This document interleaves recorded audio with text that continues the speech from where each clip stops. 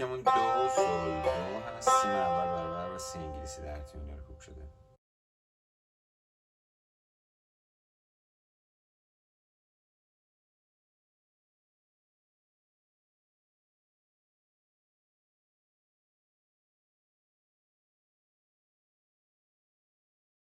سول فام میر دو را و اشاره به عقب دارن.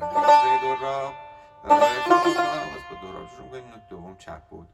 فا اشاره به می میکنه. میر رد دو را زرد هم میتونیم بزنیم.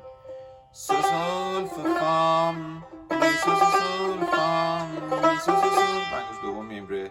سول دراب چپ راست فا لا راست همشون باز دراب چپ راست هستن معمولا. سول فام می سول فام میره میره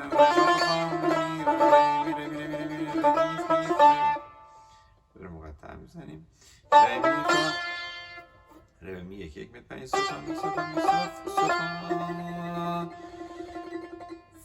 فا انگشت اول میاد. فا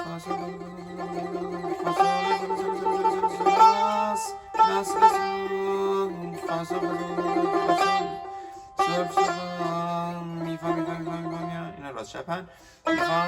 فام می راست چپن. می سول ره می یک یک می پایین. سول فا می فا می ره میر مزرابان بود. راست